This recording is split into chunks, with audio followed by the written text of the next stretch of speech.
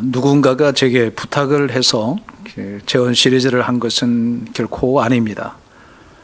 한국 교회에 대한 어떤 문제들을 인식하고 그 인식된 문제들에 대한 어떤 방향들로 변화가 일어났으면 좋을까에 대한 연구하는 차에 제가 임의적으로 한국 교회를 향한 재헌 시리즈를 준비해서 지금 송출하게 되어졌습니다. 꾸준하게 시청해 주시는 많은 분들의 어떤 억양과 또 격려에 대해서 진심으로 감사드립니다. 한국 교회 재헌 시리즈 제9탄 가치관 목회의 시대에 대한 이야기를 통하여 우리 한국 교회의 시대적 극복을 향한 재헌을 해 보려고 합니다. 가치관 목회에 앞서서 가치관이란 도대체 무엇인가에 대한 정의부터 먼저 내려보려고 합니다. 여러분, 가치관이란 선택의 기준을 의미하는 것입니다. 내가 어떤 선택을 할 저음이 되면 그 선택이 옳고 그름을 따지기 전에 내가 어떤 기준표가 있게 되면 그 기준에 따라서 선택하는 것이 용이하게 될 것입니다. 그것을 보고 우리는 가치관이라고 합니다. 가치관이라고 하는 것은 고집스럽게 주장하는 자기만의 이미지를 관리해 간다는 측면에서 가치관이라고 정의해 볼 수가 있습니다. 내가 어떤 사람인가 라고 하는 것은 내가 어떤 결정을 주로 하는가에 따라서 그 사람의 성격과 성향들을 분석해 볼 수 있을 것입니다. 세 번째는 가치관은 가정에서는 가정의 가훈에다가 역점을 둘 수 있을 것입니다. 아마도 과거에 우리 많은 가정들은 가훈쓰기라고 해서 가정마다 가훈들을 두고 있습니다. 예를 들면 저 같은 경우는 저의 가정은 성실함이었습니다. 가치관이라고 하는 것은 삶의 초석과 같은 것입니다. 그 사람의 삶의 정도는 그 사람이 가지고 있는 가치관에 따라서 결정되어진다라고 하는 것이죠. 이것을 쉽게 이해할 수 있기 위해서는 지금이라도 여러분이 나의 가치관은 이것입니다, 우리 가정의 가치관은 이것입니다, 우리 교회의 가치관은 이것입니다를 명확하게 설명할 수 있다고 한다면 그것은 가치관 목회, 가치관적인 삶을 살아가고 있다라고 규정해도 조금도 어려움이 없을 것 같습니다. 신앙생활 자체가 무엇인가라고 하는 정의를 내린다면 그것은 가치관의 전환이라고 하는 것입니다.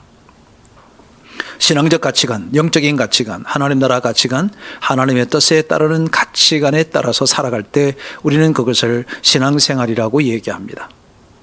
그럼 우리가 흔히 하고 있는 설교는 도대체 무엇일까요? 저는 설교의 정의를 가치의 전환의 동기부여라고 확신하고 있습니다. 사람들로 하여금 설교를 통하여 그들의 삶의 가치관을 바꿔내는 일을 해가기 때문에 그렇습니다.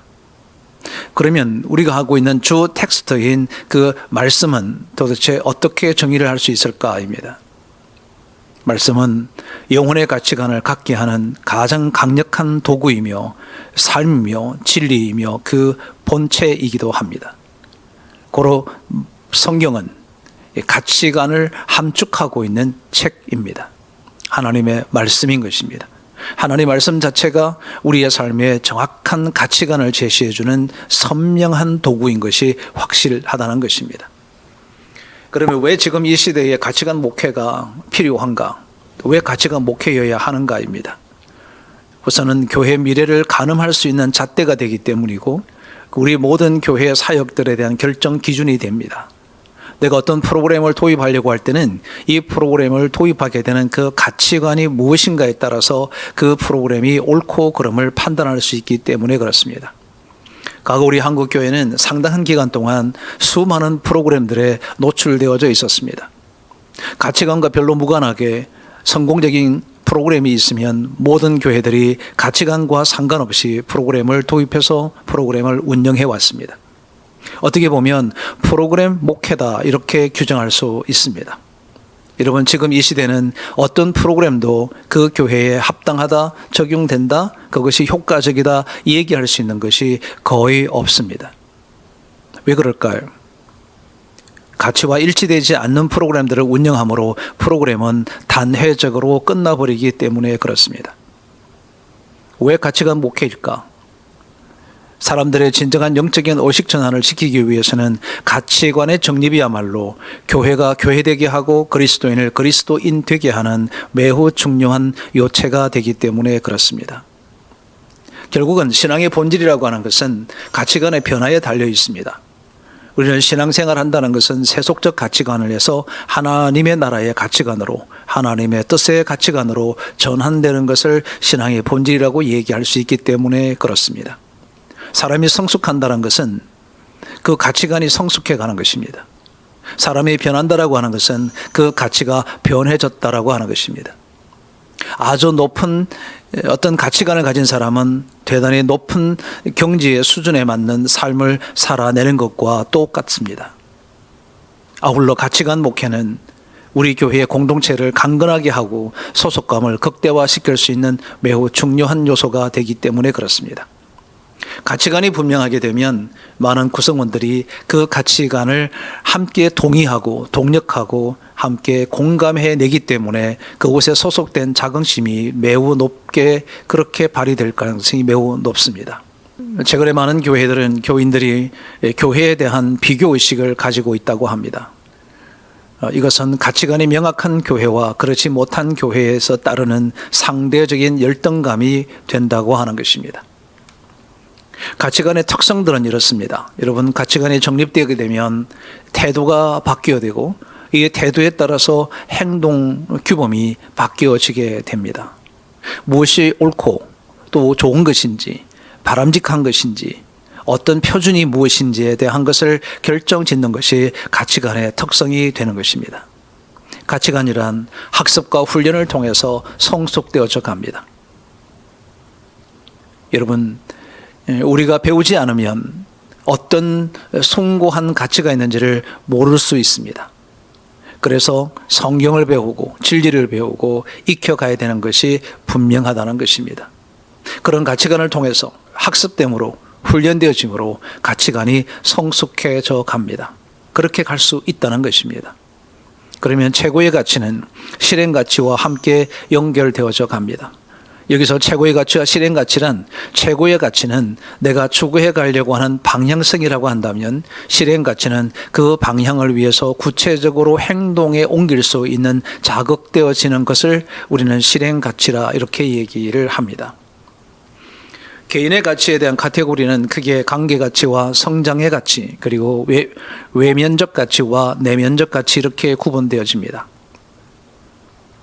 아마도 이게 내포되는 하위 항목들에 대한 가치 카테고리에는 여러분들이 이거 외에도 무수한 것들을 기록할 수가 있습니다. 어떻든 어떻건 기록하든 많은 부분을 포함하든 각 항목에 따라서 함의할 수 있는 단어를 한 가지씩 압축해 나간다면 결국 4개의 실행적 가치를 형성해낼 수 있게 된다는 것입니다. 물론 이것은 최고의 가치에 대한 하부 가치이기 때문에 최고의 가치를 이루기 위한 방법들의 가치들을 설정하고 그것을 다시 한 가지씩 취합을 한 다음에 그리고 이 4가지를 결정하는 것이 바로 곧 실행 가치를 결정하게 되는 그러한 순서가 되겠습니다. 가치관의 유형이라고 하는 것은 본질적 가치관과 공동적 가치관, 조직적 가치관, 실행적 가치관으로 이렇게 나뉘어지게 되어 있습니다. 대부분 교회 공동체가 갈등한다라고 할 때는 이 갈등은 궁극적으로는 이러한 4가지의 가치관들의 충돌에 있다라고 하는 것입니다.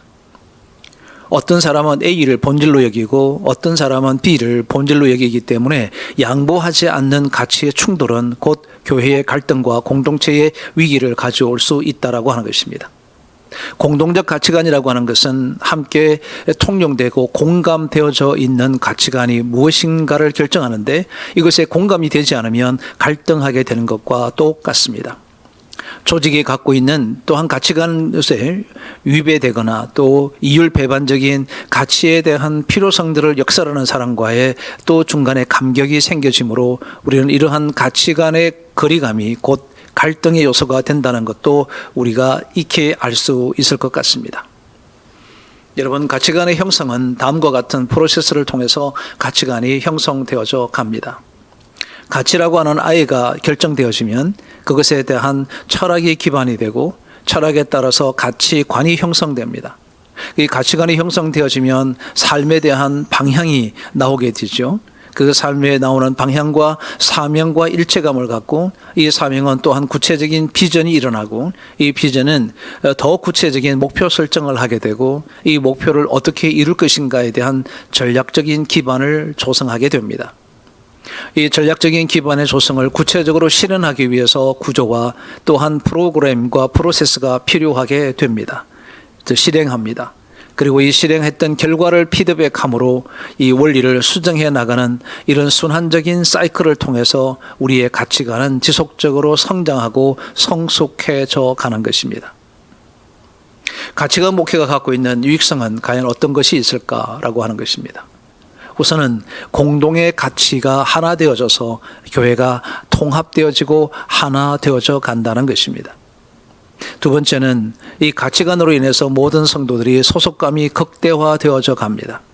자긍심까지 가게 됩니다. 그리고 명확한 교회 이미지가 전달되어져 갑니다.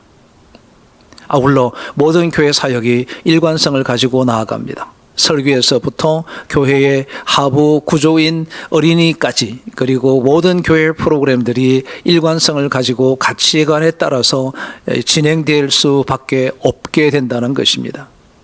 가치관 목회 유효성은 사역에 결정하는 데 매우 용이합니다. A, B, C, D 교회가 해서 성공적인 목회 프로그램이 있다 하더라도 우리 교회와 가치관이 맞지 않으면 결별할 수 있게 되어집니다. 그리고 선택하지 않게 되겠습니다. 그러므로 프로그램을 결정할 때, 사역의 방향을 결정할 때 매우 용이한 기준이 되는 것이 교회의 가치관입니다. 그렇게 하는 것을 보고 우리는 가치관 목회이다라고 이렇게 규정할 수 있습니다. 가치관 목회가 성공적으로 잘 정착되고 안착되기 위해서는 네 가지의 필수 조건이 필요합니다. 우선 하나님의 가치에 대한 명확한 인식이 필요하고 우리가 인류와 사람들을 위해서 존재하는 교회의 본원적인 가치 그리고 이것에 대한 아주 구체적인 내용들 그리고 전체를 아우를 수 있는 통합성이 함께 있을 때 우리의 가치관 목회는 아름답게 이루어질 수 있고 또한 성취되어져 가게 된다는 것입니다. 이 네 가지 중에서 어느 한 개라도 빠진다고 한다면 그 가치는 실현성에 있어서는 다소 의문이 생길 수 있습니다. 예를 들어서 구체적이고 또 이웃을 위한 중요한 인류 공헌에 대한 가치와 하나님의 나라 가치에 대해서 명확하게 되어져 있지만 모든 성도들 전체가 공감되지 않은 상태에서 추진하게 되면 역시 이 가치관 목회는 실현 가능성이 부족하다라고 하는 것입니다. 가치관이라고 하는 것은 원리를 익히고 그 원리에 따라서 철학적인 것을 정비하고 이 철학을 다시 함의하는 것을 보고 우리는 가치관이라고 합니다. 그러므로 가치관이 탄생하기 위해서는 지속적인 학습과 훈련을 통하여 원리를 발견하고 그리고 자신을 분석하고 이 원리를 적용했던 철학을 근거하여 우리의 가치관을 설정하게 되는 것입니다. 여러분 이쯤 되면 이 가치관이 도대체 무엇을 얘기하는가에 대한 의문점이 생길 수 있습니다. 우리의 과거의 선배님들 중에서는 평신도 사역, 평신도 선교, 선교적 교회, 제자훈련, 전도 집중적 교회, 선교 지향적 교회, 이웃과 함께하는 교회, 어려운 사람과 함께하는 교회 이와 같은 것들이 바로 가치관 목회의 중요한 가치관입니다. 이제 어느 정도 가치관 목회에 대한 충분한 이해가 됐을 것으로 생각합니다. 저희 연구소는 영어로 MSC라고 합니다. 저희 연구소에서 이제 컨설팅이라고 하는 이러한 가치관 목회를 정립하게 되었던 배경을 통해 여러분들에게 샘플로 설명을 잠시 드리면 어떻게 가치관 목회를 구현해 가는 것인가를 이해하기가 더 쉬울 것 같습니다. 우선 원리를 도출합니다. 제가 이 컨설팅을 준비하고 컨설팅 사역을 하기 위해서는 컨설팅에 관련되는 학문들에 대해서 많이 배웠습니다. 익혔습니다. 그 가운데서 교회를 도울 수 있는 원리가 무엇인가를 생각했습니다. 그게 객관적인 평가를 통해서 각각의 교회의 가치관 목회를 하게 해드리는 것이 옳겠다라고 하는 원리를 발견합니다. 그런데 이 원리가 제게 있어서의 삶의 철학이 되기 위해서는 진정으로 교회가 어떤 변화를 도모할 수 있는 가장 핵심적인 것이 무엇일까? 그래서 세워진 것이 목회자가 변하면 교회가 변하고 목회자가 성숙하면 교회가 성숙한다라는 데 귀착하게 되어졌습니다. 그 철학에 따라서 객관적인 평가를 통한 교회의 이미지를 구현하는 그러한 가치관을 정립하게 되어졌고 이 가치관을 한 단어로 묶어진 것이 컨설팅입니다. 컨설팅을 할 수 있는 것은 네 가지입니다. 시대적인 서기와 문제 해결 능력과 통전성과 탁월성을 도모해 가야 된다라고 하는 것입니다. 시대적인 서기를 위해서는 지금 지속적으로 독서와 설교를 통해 저희 연구소가 끊임없이 목회자들과 함께 협력해 가고 있습니다. 문제 해결 능력을 위하여 목회자 컨설팅, 교회 컨설팅, 선교 컨설팅을 도모해 가고 있습니다. 통전성을 구비하기 위해서 목회에 필요한 다양한 영역들에 대한 강의들을 함께 섬기고 있습니다. 탁월성을 도모하려고 지금도 계속적으로 배우고 익히고 연구하는 것을 소홀함이 없이 하고 있습니다. 이와 같은 하부 구조에 대한 내용들을 총체적으로 함의한 것이 컨설팅이라고 하는 가치관 아래 저희 목회 컨설팅 연구소가 운영되어지고 있고 한국교회를 섬겨가고 있습니다. 이와 같은 한국교회의 재헌 시리즈를 진행하게 되는 것 역시 한국교회 문제 해결을 위한 컨설팅의 한 영역이 될 것입니다. 끊임없이 연구하여 한국교회의 새로운 재헌들을 도모해 가려고 합니다. 이러한 가치관의 결합들은 우리가 중요한 질문을 세 가지를 통하여 우리가 흔히 알고 있는 미션과 비전과 그리고 핵심 가치 이 세 가지를 도출해 낼 수 있다는 것입니다. 사랑하는 여러분, 이것을 시청하고 있는 여러분에게 간곡히 부탁드립니다. 각각의 교회의 미션이 다르고 비전이 다르고 핵심 가치가 분명히 달라야 합니다. 왜 그럴까요? 지역이 다르고 도시가 다르고 환경이 다르고 구성한 사람들이 다르고 무엇보다도 공동체의 지도자인 우리 목사들이 한 사람 한 사람이 각기 다 다르기 때문에 다른 비전, 다른 미션, 다른 핵심 가치를 도모해 가는 것이 정상적이라고 하는 것입니다. 아울러 개인의 가치관과 교회의 가치관이 결합되어질 때 최상의 가치관을 형성해 낼 수가 있습니다.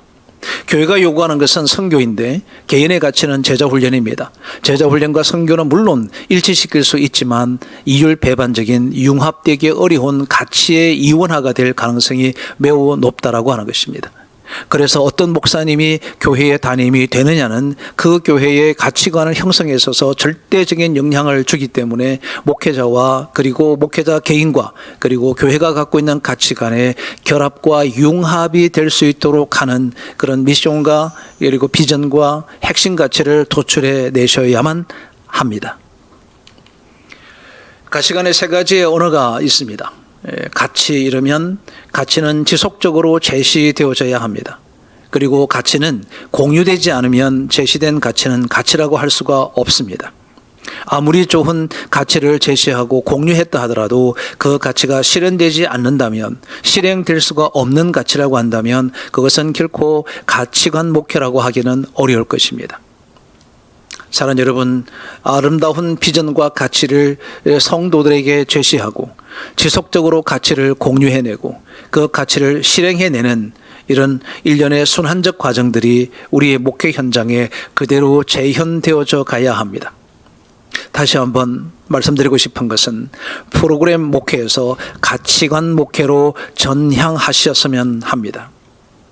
가치라고 하는 것은 그 교회의 이미지를 결정합니다. 그 가치에 따라서 방향성이 달라질 수 있다라고 하는 것입니다. 그 이미지와 가치관에 따라서 방향에 따라서 구조와 시스템이 구축되어집니다. 그 구조와 그리고 이 시스템을 운영해 갈 수 있게 해서 가장 적합한 프로그램이 결정되어집니다. 교회가 어떤 행사를 하거나 어떤 프로그램을 진행할 때는 선험적으로 위에 있던 것처럼 구조와 시스템 그리고 그림 언어인 이미지와 방향성, 그 방향성을 결정하는 가치관, 이것들이 선행적으로 되지 않은 프로그램은 그냥 한 번의 단타적인 프로그램을 운영한 것으로 끝나버릴 수 있습니다. 프로그램 목회는 단타성입니다. 그리고 프로그램이 끝나면 또 다른 프로그램을 찾게 되어져 있습니다. 일관성을 상실합니다. 통합성을 상실해버립니다. 그러므로 이제는 프로그램 목회에서 가치관 목회로 바뀌셔야 합니다.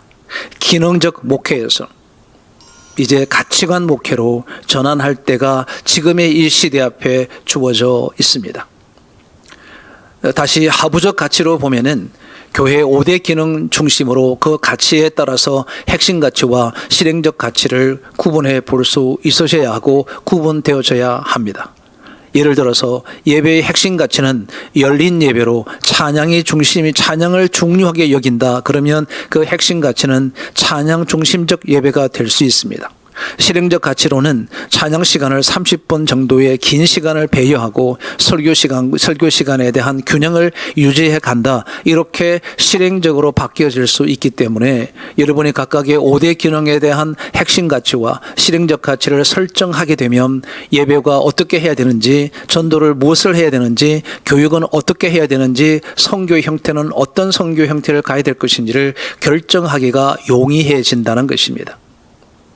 그냥 우리가 예배는 다른 교회가 열린 예배가 좋으니까 우리도 하자. 이것은 가치관 목회가 아니고 예배에 대한 프로그램 목회라고 하는 것을 꼭 주지할 필요가 있습니다. 다음은 3가지 가치 체계에 대한 정확한 규정을 우리가 함께 해 가야 될 것 같습니다. 가치는 흔히 절대 가치와 최고의 가치와 실행 가치로 구분되어집니다. 절대 가치는 상대적으로 어떤 것도 비교할 수가 없다라고 하는 것입니다. 이것은 하나님의 나라를 이 땅에 실현하기 위한 저희 MSC 연구소의 가치 체계를 근거해 본다면 절대 가치는 하나님의 영광, 하나님의 나라에 규착될 것입니다. 이 하나님의 나라와 하나님의 영광을 드러내기 위해서는 최고의 가치들이 각각의 교회와 각각의 개인에 따라서 다양하게 다를 수가 있을 것입니다. 저희 연구소는 최고의 가치를 하나님의 사람을 세우는 것에 두었습니다. 어떻게 해야 하나님의 사람을 세울 수 있을 것인가를 고민합니다. 왜냐하면 그것이 최고의 가치이기 때문에 그렇습니다. 그러면 이러한 최고의 가치인 하나님의 사람을 세우기 위해서는 무엇을 통하여 하나님의 사람을 세울 것이냐라고 하는 것입니다. 그게 바로 실행 가치입니다. 실행 가치를 핵심 가치라고 하기도 합니다. 이것을 또 다른 말로는 행동 가치라 이렇게 얘기도 합니다. 섬김과 동행과 비움을 통하여 하나님의 사람들을 세워 그들을 통하여 하나님의 나라를 이 땅에 실현해 가려고 하는 것이 저희 연구소의 가치 체계입니다. 이와 같이 여러분 가정과 각 개인과 그리고 교회 공동체 어떤 기관이든지 이와 같은 3가지의 가치 체계에 대한 연결고리를 형성해 나가므로 그것을 여러분의 사역을 결정하는 모티브로 삼는 가치관 목회를 하셔야만 한다는 것입니다. 여기까지가 오늘 여러분에게 한국교회에 대한 재현 시리즈로 제9탄 가치관 목회 시대입니다에 대한 말씀을 드렸습니다. 이제 10번째로 다음 주에는 온라인 교회 컨설팅이라고 하는 영역을 가지고 여러분에게 한국교회에 대한 재현을 제공해 보려고 합니다.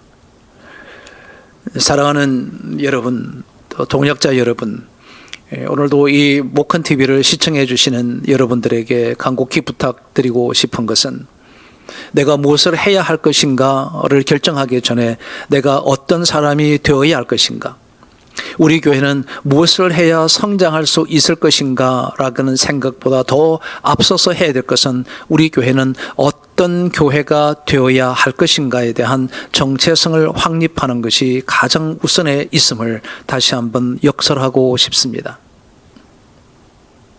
그러기 위해서, 정체성을 확립하기 위해서 가치관이 정립되셔야 합니다. 가치관이 명확해지면 내가 무엇을 해야 하며 어떤 것을 선택해야 되는지가 정확하게 구분할 수 있고 치사 선택이 용이하게 되어지게 됩니다.